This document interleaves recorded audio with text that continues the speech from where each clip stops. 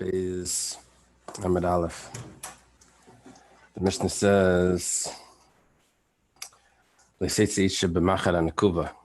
woman shouldn't go out with a needle that has an eye in it, because that needle is a sewing needle. It's not a decorative needle. Now, the last Mishnah we said, b'machat she'ein nekuva. Not the last Mishnah before that. But that was a concern that she may take it off or something. Good morning. Good morning. I want to shut everyone's yeah, let me do that.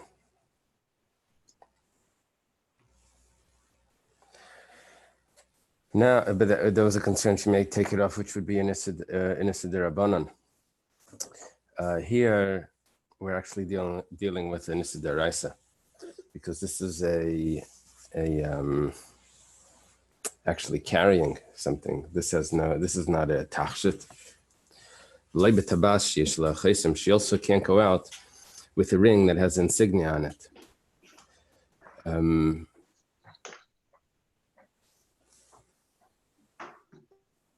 Kuliar is a type of pin which is used as a top button, but we'll see exactly why this is considered carrying. Kevelas, the Gemara is going to say, is some sort of deodorant pouch, a deodorizer that she would wear. And also this is another type of deodorant, but this is a liquid. It was a type of a jug that she would wear. All of these things is chayav chatas. This is an issa deraisa to carry these from Rosh Hashanah to Rosh Hashanah, even though these are being worn. But because this is not a tachshit, it's not jewelry, it's not an ornament, so it's considered carrying. And the Chacham say no, they exempt these two types of deodorizers. They say that this is considered a tachshit, but there is other concerns. But it's not a chiyuv chatas. Amar Ula, our traveler, he goes from Eretz Yisrael to Bavel. He comes, he says, what we mentioned about a tabas, the ring that has on it insignia, that for a woman that's considered carrying, exactly the opposite applies to a man. That means that if a man wears a ring that doesn't have insignia, he's chayav chatas. A woman with insignia on the ring is chayav chatas. A man without the insignia is chayav chatas. So it'd only be considered a tachshit for a man if it had the emblem, the insignia on it. Rashi says, goes both ways here. That for a man, if it has an insignia on it, he's pater. And if it doesn't have the insignia on it, it's chayav chatas. It seems to be arguing on Taisvus, and I'm not sure exactly what the emphasis is. But Taisvus says, I'm not sure why he's only picking one side, not both. I'm not sure. In the Gemara, maybe it'll get clear. Alma, whatever the case is, from Ula, the fact that Ula says this, that by a man it's exactly the opposite of by a woman regarding this ring with the insignia, without the insignia. Alma kasavar Ula kol midah dechazilish leichazilisha, midah dechazilish leichazilish. What we're seeing is from Ula that something that's acceptable for a woman, which is a ring, regular ring, leichazilish.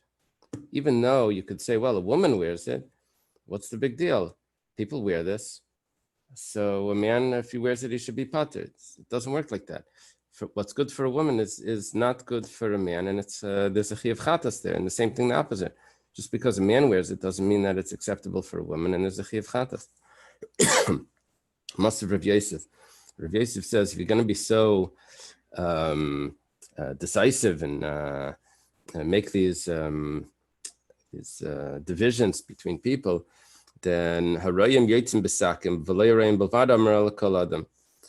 Apparently, the shepherds, concerned for getting wet, they had a different sort of cloth that they would wear that they would cover them. Sackcloth. They would wear this, and it says shepherds could wear this. And it says, but not only shepherds, but anyone else can also.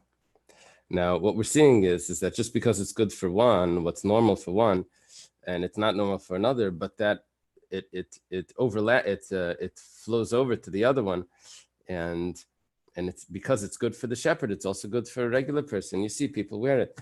So why are we saying that because a woman wears this, that doesn't mean anything for a man? You see that for shepherds, if they wear it, then it's good for everyone else.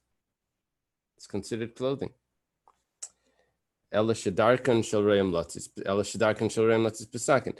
really good for everyone. It's just not the way for everyone. It's only the way for the shepherds to wear that. And nevertheless, if other people wear it, it's acceptable. Rabbi Yosef, rather, Rabbi Yosef says, I don't know how to say this politically correct. Rabbi Yosef says that Ula holds that women are their own nation. They're their own breed, and they have no connection. Men are from Mars, women are from Venus.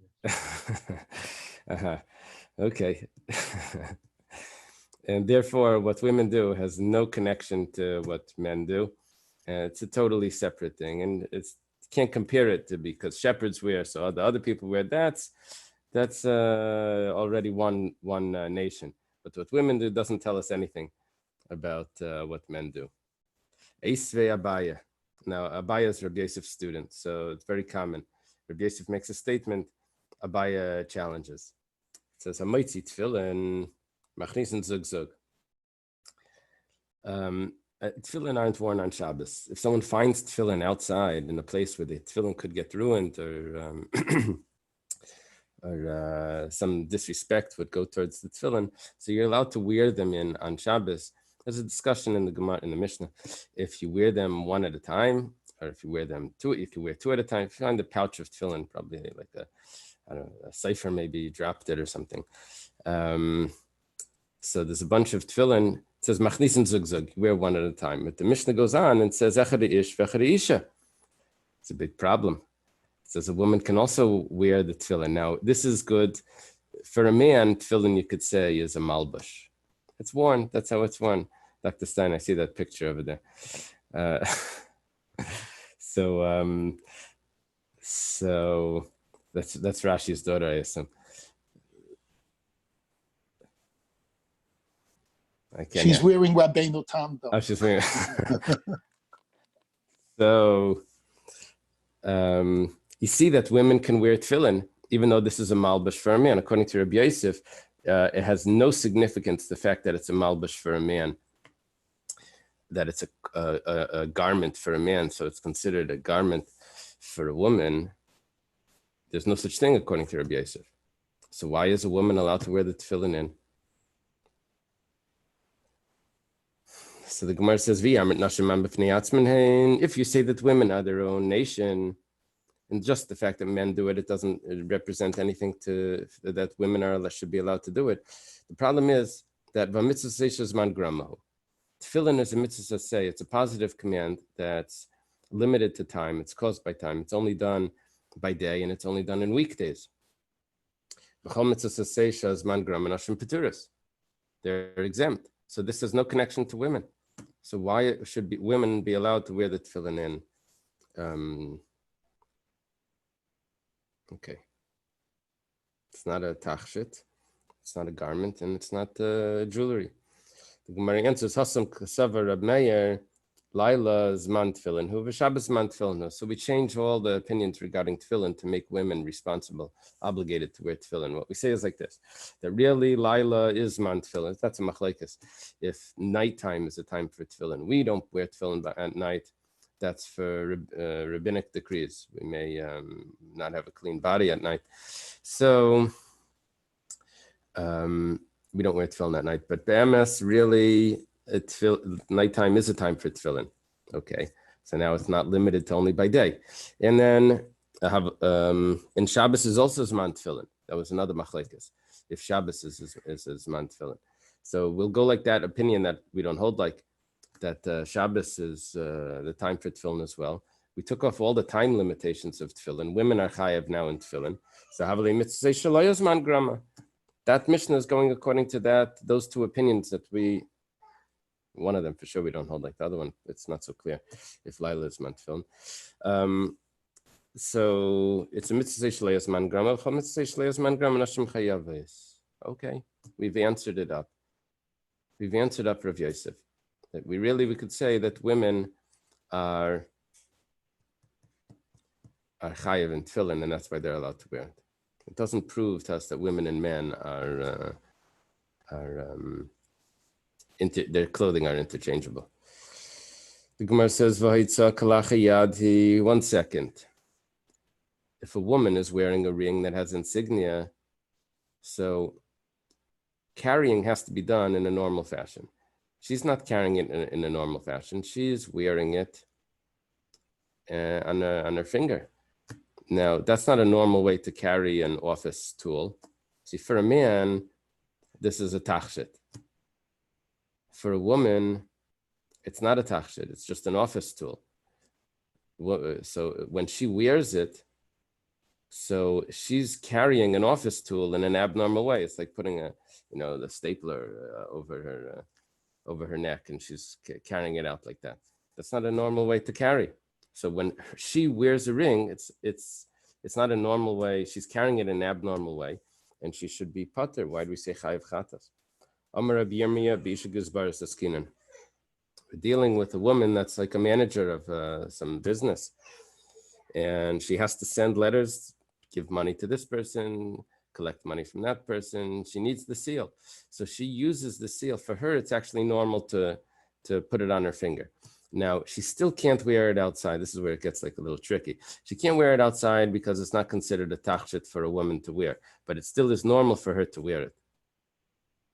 Very strange. I guess for her, we're going to consider it normal for her as an individual, but for her as a woman, we say it's not a tachshit. I guess that's how we have to answer it. So you just say it's normal in a work setting. Normal in a work setting, and that would help us. It's normal in a work setting. Yeah, because it's like a welder wearing a welder's mask. It doesn't become a tachshit. It's still, but he wears it. Okay, that'll work also. I can't wear work clothes on Shabbos, no? Yeah, but wearing work clothes on Shabbos, would that be a nisa? Would that be a nisa deraisa of carrying? No. It depends if it's considered something that's like an ornament. That's something. If it's for work, you clearly don't need it for Shabbos. Yeah, but that's not the chiyuv chatas. That's No, but the whole point that you're allowed to carry it is because you need it as part of your. It's part of your dress. It's part of your way of going about things. Yeah, but you don't need the ring to stamp the checks on Shabbos. Then there's no reason for you to be wearing it. That's the whole point of Mutzah. No, but we're saying it's not just the need of it. It's that it becomes something that's a decoration on you. Look at the way we say about a watch. Men don't wear a watch on Shabbos, and the women do. Because for a woman, that's a decoration, and for a man, it's not a decoration. I don't know if that's exact, but okay. Amar Rava, we skip Rabbi Yechanan. Rava says, "Teratz the isha." You figured out a way that a woman can wear a ring. B'chayev chatas, ring with insignia. B'chayev chatas because it's a normal way to wear it, and nevertheless, it's still not a tachshit. But ish ma'yekalameimah. Ula said that if a man wears a ring without insignia, he's chayev chatas. how are you getting a man to wear a ring without an insignia? What is this? How does a woman that's wearing a ring with insignia? Well, maybe she's an important businesswoman, and she has this need to have this ring, so it's normal for her to wear it. But how do you get a man that's normal for him to wear a ring without an insignia? And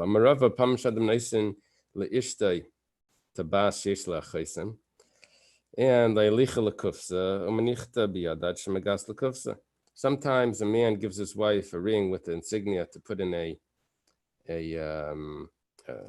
safe or something, and she wears it until she gets there. Well,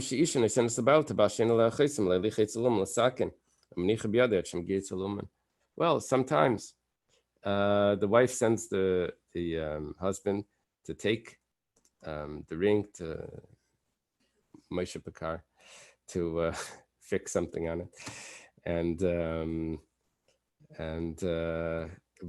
doesn't want to lose it. He puts it on his finger. It's normal for him to wear it. It's normal for him to wear a ring in such an instance. So it's not considered an abnormal way of carrying something. The way you carry a ring around, even when you don't want to, when it's not wearing, the way you carry a ring is you put it on your finger to carry it. This would be a normal way of carrying a ring.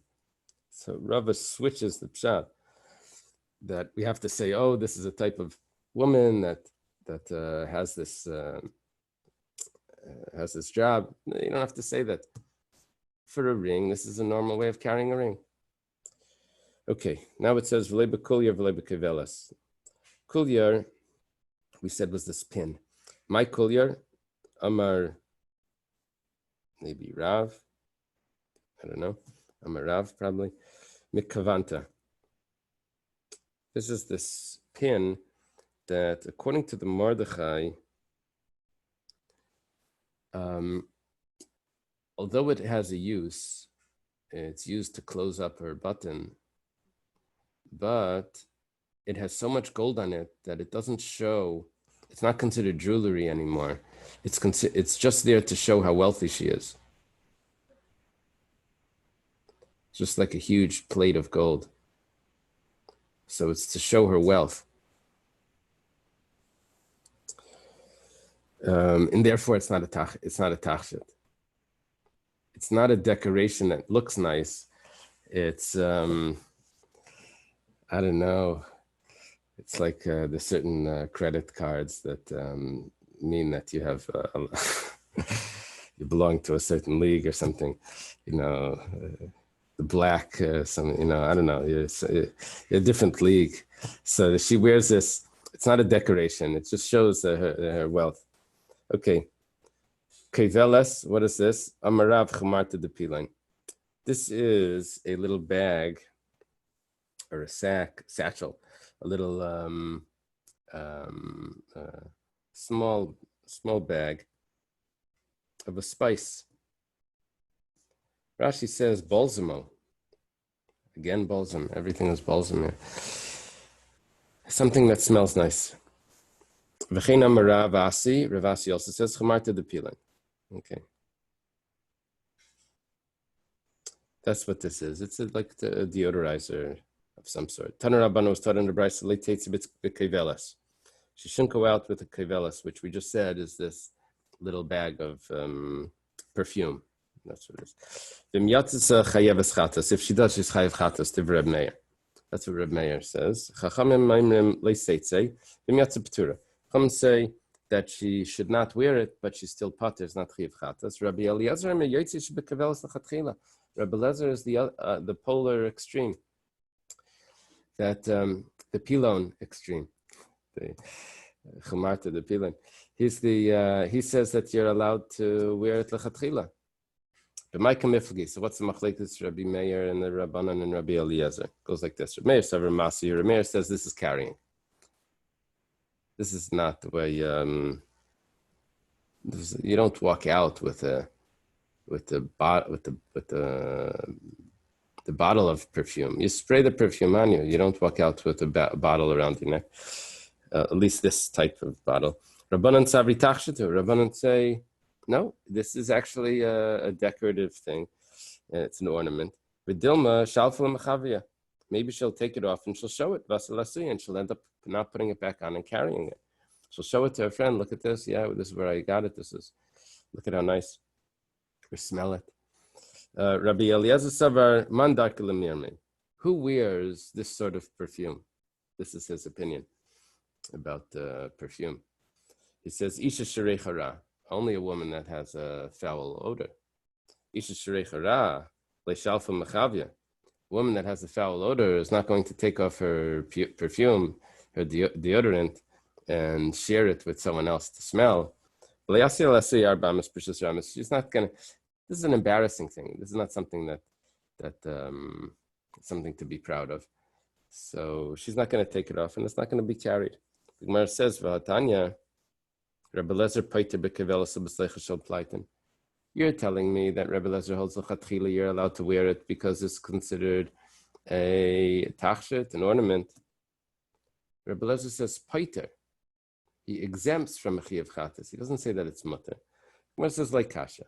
That's not a problem. It depends who he's talking to.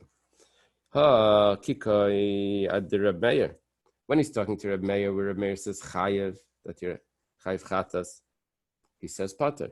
Ha kikai ad Rabbanan. This is where it goes according to this is where he's talking to the Rabbanan, where the Rabbanan said that you're pater. He says that's mutter l'chatchila. So kikai ad Reb Meir dam chayev chatas amalei pater. Kikai ad Rabbanan dam li pater abalaser. The Rabbanan said it's pater abalaser. So comes along Rabbi Eliezer, and he says that it's mutter l'chatchila. I'm usually in these instances, it's not really Rabbi Eliezer, it's Rabbi Eliezer. But I have my Gemara, it says Eliezer. Rabbi Eliezer was much earlier. Rabbi Eliezer was a friend of Rabbi Meir. Rabbi Eliezer ben Shemua. Rabbi Eliezer is Rabbi Eliezer ben Horkenes, who was a friend of Rabbi Yeshua, and Rabbi Eliezer ben Arach, a student of Rabbi Yechon ben Zakkai, is 2 generations earlier.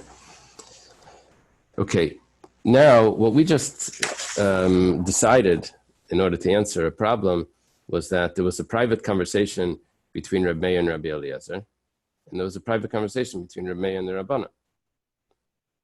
Where was that conversation? My Rabbi Meir, where did that come up where Rabbi Eliezer had to tell them that, no, you say chayev, I say pater? The Tanya was taught in a brisa, a woman shouldn't carry a key. And if she does, she's chayev chatas. The Rabbi Meir, Rabbi Eliezer pater bekevelas b'sleicha shel paiten. Rabbi Eliezer says that she's exempt if she's carrying these 2 deodorizers or perfumes. She's wearing them. She's exempt. The Gemara asks, 1 second. Kevelas man dachar shmei. How did that come up over here? Reb Meir didn't say anything about kevelas. He was talking about a key. So how did we come up with that Reb Eliezer needs to respond, that you're pater in that? The Gemara says, Chsurim mechzer v'achiktani. That Mishnah, Brisa, the Tanya, it's a Brisa. It's a Tosefta. Is missing a phrase, and this is how it needs to be taught. V'chein kevelas, v'chein b'sleicha shel plaiten. The Chachamim say the same applies with the key. It also applies to kevelas and tzleicha shel plaiten. These are 2 types of deodorizers. If you go out with the key or any of those deodorants, so then the chayev chatas and Rabbi Eliezer paiter. The kevelas of b'sleicha shel plaiten. Rabbi Eliezer is paiter. Okay. With those deodorizers, not with the key, but with that. Okay, now we see that there was a direct conversation, Rabbi Eliezer with Reb Meir, where Rabbi Eliezer needed to say pater. When do we say that he's pater? K'shyesh ben baisim. Only if there is the spices inside that smell nice. Avalein ben baisim chayeves. Rabbi Eliezer would agree that you chayev if there's no spices inside, because you're just carrying the container. Amar Ravada Barava says, based on that, this tells us that a moitzi oichlin pachas mikashir bekeli is chayev. See, when you carry a utensil that has food in it, So what you're really carrying is the food, because the food is the significant thing. So, and the keli is bottled to the food. So you're carrying the food. If the food has a significant amount that you be chayav on Shabbos, so you carried food with a significant amount. What is that amount? I think it says it's the size of a fig, I think, a gregris. So let's say you carry a keli that has less food, less than a gregris of food. So then I'm not chayav for the food. You didn't carry enough. It's not significant. What about for the keli? Well, the keli is bottled to the insignificant food, so you're not chayav on the keli either. That's one opinion. Now here, it's bottled to something that I'm pater for. Here, what we're saying is that you're carrying you're wearing, which is considered carrying. Really, if you wear it as deodorant, then you're pater. But you don't have enough deodorant in here. You don't have any, let's say, but the smell could still be there. It's just, you just took out the pieces of the spices. So what do you have left? You have a vessel, a keli, that has the smell. So really, the keli should be bottled to the smell, and you should be pater for the smell because it's not enough. You should be pater on the keli because it's bottled to the smell. Rav Ada bar Rava says, you see from Rabbi Eliezer that you're chayev. And that would take us back to the case by the food as well. The ha'ein ba'baisem is pachas mikashir bekeli dami. Not having the spices is similar to having less than the amount of food in a utensil. Uktani chayavas, nevertheless you say chayiv. You see, this takes us back to that machlekes about food. If you become exempt on the keli when you don't have enough food in there. Ravashi says, Ba'alma emelach pater. It's not a real raya, because I can tell you that really by the keli that has a little bit of food in it, I'll say that I'm pater on the food and I'm pater on the keli because the keli is bottled to that little bit of food. If it would have been food that doesn't have a shear, then I can say that the keli is bottled to that little bit of food. But here I only have a smell, a fragrance, because all the pieces are out. To say a keli is bottled to the fragrance, that I can't do. The fragrance doesn't have mamashas, it doesn't have substance. So that's how Ravashi says that this Rabbi Eliezer is not proving anything about that machlekes regarding less than a shear. Over there, I can say that it's bottled to less than a shear. Over here, I can't say it's bottled to nothing. Chassidus, bittul, there's always two types in. Bittul is bottled to something, or it's just bottle itself. Okay. So it needs to be bottled to something. That's what we're saying. Now we go on to Voracious Shamanim Yimshachu. Let me read to you the psukim from Amos. Just 1 second.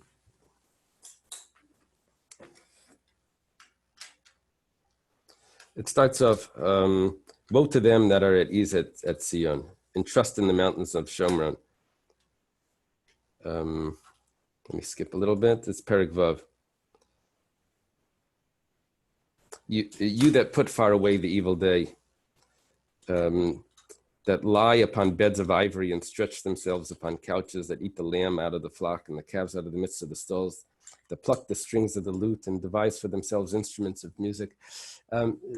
He's saying that all of you are telling the people of, I guess, the first base of Migdash, that you're so comfortable and you're just looking for pleasures and you're not concerned about what's happening.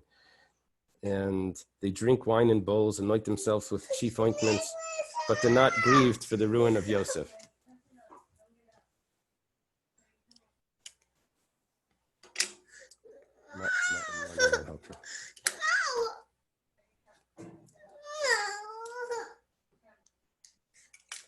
Okay, so it says over here, it starts off with Voracious Shamanim Yimshachu, with chief oils they put on themselves. So Amar Rav Yehuda Mishmol Zeh Plaitin. this is what they're putting on. They're putting on this plightin, which we said was this fragrance perfume that they had in this sleichas, in this little small jug.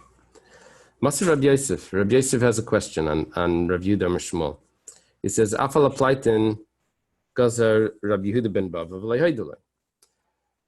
After the Churban, they made decrees about what you're allowed to do, how much pleasures we should have since the Beis Hamikdash was destroyed, how much indulgences we should have, because we have to remember the Churban. So Rabbi Yehuda ben Bava says they made a decree that we shouldn't use plightin, this sort of perfume. But the sages said, no, it's allowed.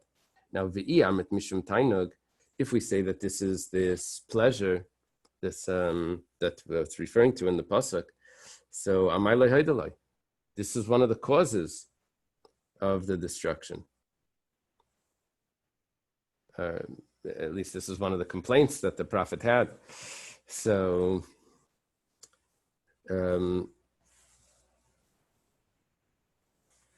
so why is it not forbidden after the Churban? Amalei Abaya says, according to your logic, that we read over there also that they drink wine in bowls. That was one of the things. And Rabami Verabasi, there's a machlekes Rabami and Rasi what the mizrike is. Chadamer kinishkinin, v'chadamer shemazrikin koisesem zelazeh. One says that it was some interesting sort of cup that I guess it had like straws in it, 2 straws that it would go back and forth.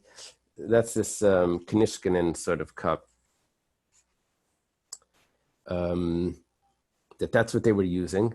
This was a lot of fun to drink. And the other opinion is that they would juggle these cups. They would throw them back and forth, I guess, while they were full, and it wouldn't come out. So hachanami da'aser. If you want to say that it's forbidden to drink out of those cups with the straws, and you can't juggle with cups. For Rabbi Bar Avuna, Klala Beir Reish Galusa, Rabbi Bar Avuna was in the house of the Reish Galusa, V'shasa b'Knishkinin v'lei Amar lei v'lei Midi, and he drank over there, and he didn't say anything. Maybe it means they drank and he didn't say anything. Whatever the case is, you see that it's permissible. So why are you saying that just because the prophet was saying that they used a certain type of perfume, therefore it should be forbidden? Well, he also said that they used a certain type of goblet, and it's apparently it's not forbidden. You have to look at that decree more carefully. That decree was only on things that have simcha as well as enjoyment. Doesn't have simcha attached to it. It's just an enjoyment. It's a pleasure. Okay, we go on in those psukim and amis. It says, "V'asheichvan al mita shein asruchem al arseiseim." They lay on beds of ivory.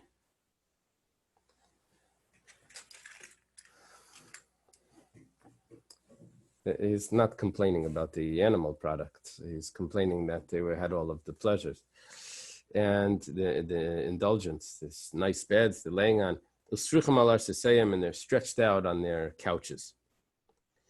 Amar Rav Yosef Rabbi Chanina, he's an early Amira in Eretz Yisrael. No, it's too loud. You have to turn it. It's okay. Or you can go to the other room.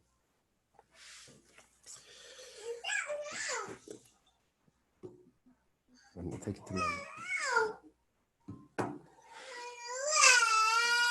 So Rabbi Yosef Bar Chanina says, Malamed, this teaches us, Shahayu mashtin in mayim b'fnei mitusei maruma, means that they would urinate next to the beds naked. Now, arumim, the naked part is because they didn't want to walk outside because they weren't clothed. They didn't sleep in pajamas necessarily. And so they would go to the bathroom right next to their bed. That's what Rabbi Yosef Bar Chanina translates. The problem is the sruchim. Sruchim also means, besides stretched out, also means that it's like smelly. That means that they didn't have hygiene. Megadif Rabavo. Rabavo is not satisfied with that pshat. Dr. Stein, I don't know if it's going to work. Okay. Rabavo is Megadif. That means like he gets angry about this pshat. He says, Ihachi, that's you think what you think the pshat is. Therefore, you're gonna go at the head of the exiles. So you get exiled for that. It's bad. Hygiene, but that doesn't mean that you get exiled because of that. Talking about people that would eat and drink together. Then they would put the beds all together. And then they would exchange wives. And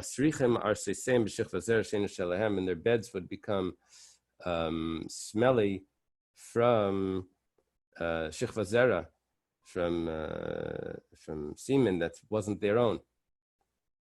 So that is a reason for exile. That's the real crimes. It's not just bad hygiene. Amar Bavo says that it was also taught in a brisa. There's three things that cause poverty. Someone that urinates in front of his bed while he's naked. Again, that's the same quote, which is bad hygiene. Is also doesn't wash his hands properly. I don't know if the issue here is also bad hygiene or it's not keeping the halachas of netilas yadayim. Mekalalta bifanav. And his wife curses him. So now we go to explain these three things. It's Rabbi says this or it's a brisa. Says Hamash in Mayim B'fnei Mitas Yarim. What is this? The issue of urinating in front of the bed. Amar Rav Layamanel the Mahader Api Lapuria. That's only if he's facing the bed. Aval Lebrai Leslamba. But if he's facing the other way, then it's not a problem. It's not going to go on the bed. The Mahader Api Lapuria Nami Layamran. And if facing the bed is also not a problem. Ella La'ara. That's only if it's on the ground. Aval b'mana leslamba.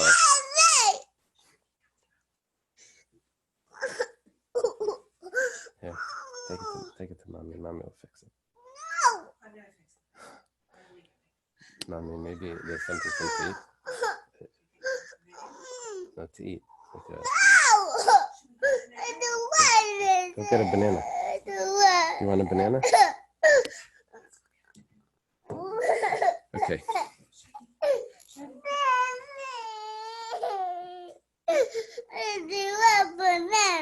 Okay, good.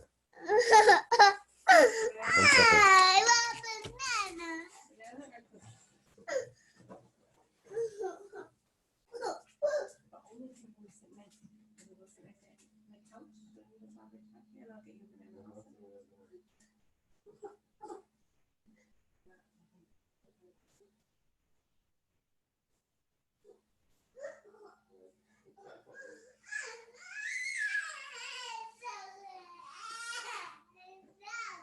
I have another 10-15 minutes.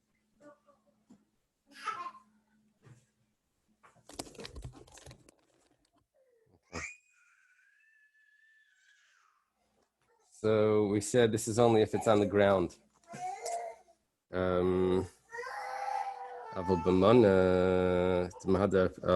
Okay. But if it's going into utensil, then it's not a problem. Some sort of chamber pot. Someone that's not careful with washing his hands. Rava says it's only if he doesn't wash his hands at all. That's what we're talking about. That's mizalzel. Aval masha, v'loy masha. But if he washes and he doesn't wash, that means he does a quick washing. He does at least an attempt to wash. So that's not a problem. The Gemara says, Palav Milsi, that's not true. The Amar Rav Chizda says, I washed my hands with with handfuls of water. And they gave to me handfuls of wealth. So apparently, the more water you use, or at least if you wash carefully with a lot of water, then you get wealthy. It's not so. We're talking over here three things that bring poverty. So we said one of them was not being careful with Netilas Yadayim. Turns out that we thought that at least if you're doing a basic Netilas Yadayim, it doesn't bring the poverty. Rav Chisda says, or they said based on Rav Chisda, on a saying of Rav Chisda, that he used a lot of water and he became wealthy. So you have to wash properly. His wife curses him in front of him. Rava says this is referring to her jewelry. She must have been asking for jewelry. And he could afford the jewelry, but he doesn't get it for her. So it's sort of like a mida keneged mida. He can provide for her, he's able to, and he's not providing. So Hashem that could provide also, but doesn't provide for him. This is one of the causes of poverty. Okay. Darash Rava Breder Eily. Rava Breder Eily taught. My diksiv. What is the meaning of the pasuk? We're going away from Amos. We're now in Yeshaya. It says, diksiv Vayemer Hashem. Hashem says, Yanki Gava B'nai Tzion. What do you have over there? Is it Yeshaya Nun? Yeshaya Gimel. What does it say? Gimel. Yeah. So. Gimel.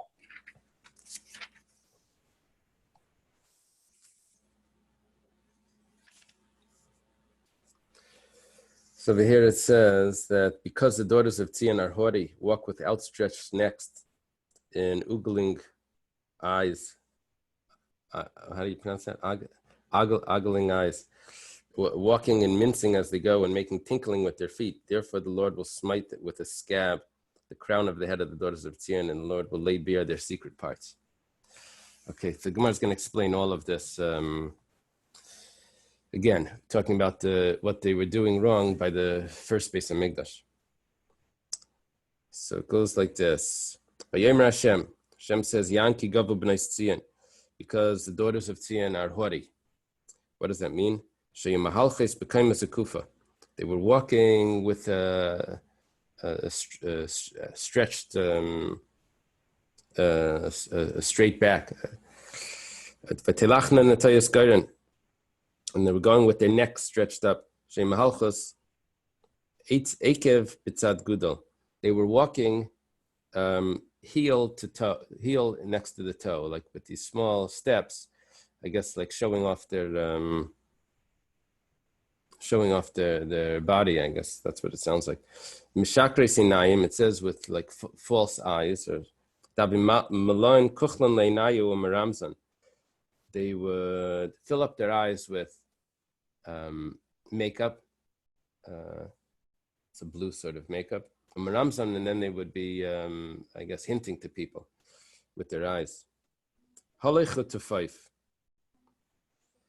So, Tefayif,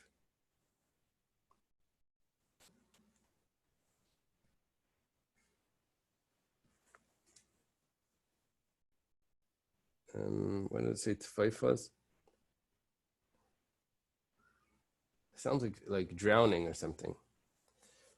What that means is that there would be a tall woman would walk next to a shorter woman, so she would stick out and be noticed. Ubragleyan tiakasna, and their feet would make this tinkling sound. Rabbi Yitzchak from the yeshiva of Rabbi said, they would put mir and a farsiman. What was a farsiman? Forget what it is. Another type of perfume, and inside their shoes. And Mahalches Peshuki Yerushalayim, they would walk in the streets. When they'd come to the young men, so they would kick on the ground, and this perfume would spritz out onto them, and it would give in to the men, these boys, the Yetzirah, ke'eres bekos, like poison. Kos, I think, means a serpent, like poison in a serpent, or maybe poison with anger. It's different translations of what this is. So basically, there's a Yetzer Hara perfume, is what you're saying. Yeah. And these women would walk around and spritz it on the men while they were walking. My parnasayim, what is the punishment? So kedidarish Rabba bar Ula, like Rabba bar Ula taught. Back in that pasuk, it says v'hayatachas baisem makia. Instead of the perfume, will be a stench. Now the Gemara explains that makam sheim bevasm b'nasa nemakim nemakim. Instead of stench, it means that where they used to have perfume will now become sores. I guess it means sores on their feet. That's where they had it. Tachas chagura nikfa. Instead of the belt that they had, will be a rope. Makam sheyach chagura spitzilzel, where they used to have this belt with tzilzel, a nice belt. Nasa nekafim will become bruises. Tachas maisa miksha karcha. Instead of the nice hair, it will be baldness. Makam shem iskashtis by, the place where they would put on their where they would look nice. Nasa krachim will end up becoming bald. In other words, what they did so nice to their hair will end up falling out. V'tachas psigol machger sak.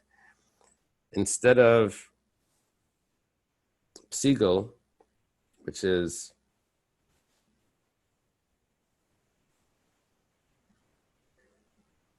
a certain type of clothing, will be sackcloth. But what the Gemara learns over here is psigol is psachim hameviyim lidei gila. That you divide the word up. Psigol is Pesach and Gila, openings that bring to pleasure. Yila machger sak will be a place of sackcloth. Ki tachas yoifi. Ki will be instead of beauty. Amar Rava, what is the ki?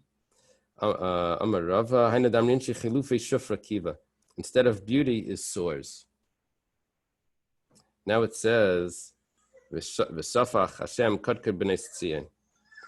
Hashem will put leprosy. It says v'safach. The Gemara is going to explain it means sapachas.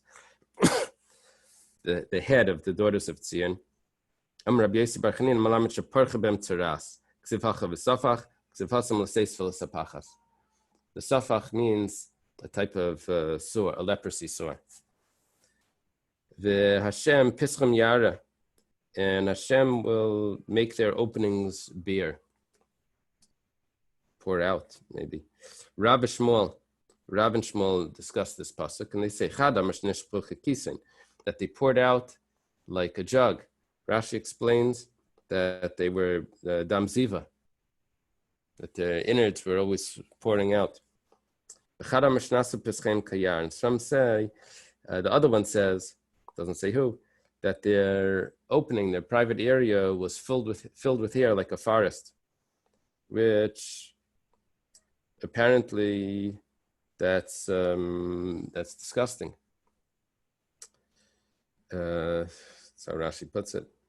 Disgusting to have relations. Rav Yehuda says the name of Rav Anshi Yerushalayim, Anshi Shachat Sayo. The people of Yerushalayim were disgusting.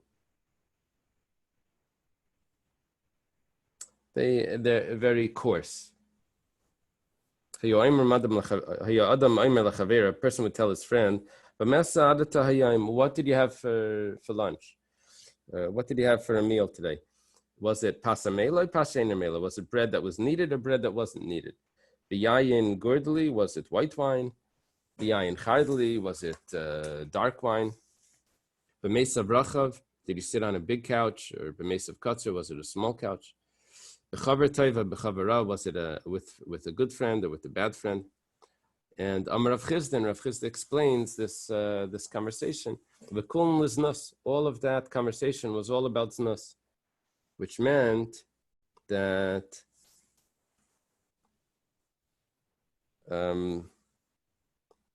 what did you eat today? Which means what relations did you have?